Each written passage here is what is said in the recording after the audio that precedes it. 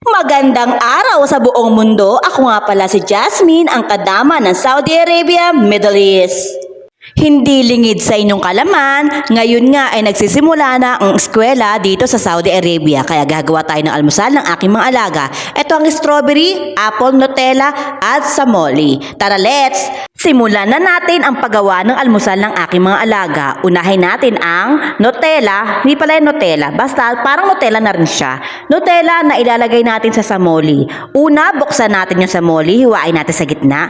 Tapos kumuha tayo ng konting parte sa loob, tanggalan natin ng laman ng konti. Para pagkagat nga nila ay Nutella agad ang malalasahan nila. Kasi paborito nila yung ganyang klaseng tinapay. Ayaw nila na masyado makapal yung pinakaloob. Gusto nila manipis lang para pagkagat, tsokolate agad. Tamang-tama lang yung palaman na inilalagay ko. Hindi masyado makapal, hindi rin masyado manipis.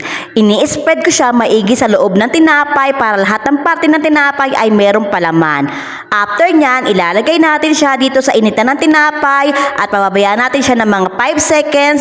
Then, iaangat natin, palamigin muna natin ng konti bago natin siya ibalot para hindi mag-moist sa plastic. Dahil nga 3 estudyante ang aking alaga ngayon na pumapasok ay kailangan 3 ang gawin natin kasi noong nakaraan 2 lang. Ngayon 3 na sila.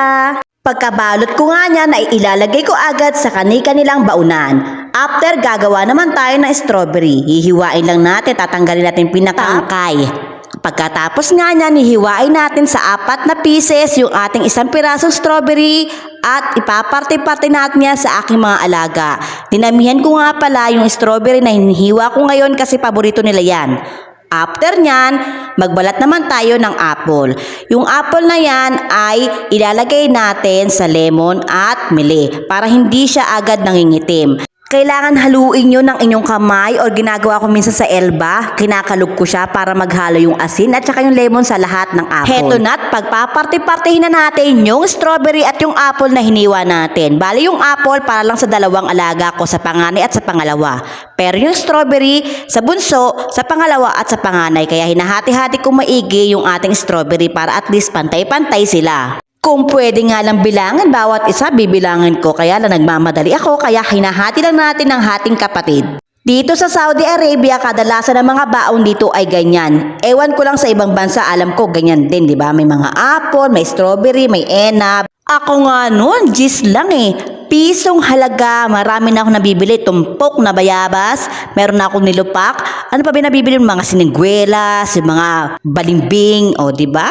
Dito, wala. Social ang mga tao dito. Strawberry tsaka apple na lang. Tayo nakakatikim niyan pag Pasko lang. At dito nga, meron pang dip ang kanilang strawberry. Kaya magma-microwave ako ng Nutella ng mga 3 kutsara para sa strawberry nila. At ilalagay natin nga sa ibabaw ng strawberry at maglalagay din ako ng iba sa baunan. Para kung sakaling hindi sila makontento sa Nutella nilagay ko sa kanilang strawberry ay meron pa silang ekstrang pagkukuwanan. Alam niyo naman mga kabataan, minsan mas gusto pang kumain ng mga chocolate sweet kesa sa ordinary. Kasi dito, pag merong strawberry, banana, enab, abay asahan mo, meron dapat yang Nutella kasama. Kung babalik nga tayo sa dating panahon natin, di ba? Asin lang, kontento na tayo, wala ngang hugas-hugas, punas lang sa damit yung mga bayabas, yung mga balingbing, okay na. Abay ngayon, social na. At eto nga, full pack ang baon ng aking mga alaga. May strawberry, may apple, at may sandwich na. At sa wakas, natapos na nga rin ang ating paggawa ng almusal ng aking mga alaga na dadalhin sa eskwelahan. Kaya sarado na natin ang kanilang baonan at ilagay na natin sa lamesa para makita nila yung kani-kanilang mga baon. Eto nga pala ay sa bunso, eto naman sa pangalawa at eto naman ang sa panganay. Ready na nga ang lahat at nakalagay na sa kanya-kanyang mga bag at yung mga tubigan nila ay meron na rin tubig. Nilagyan ko na rin pala ng juice ang bauna ng aking alagang bunso.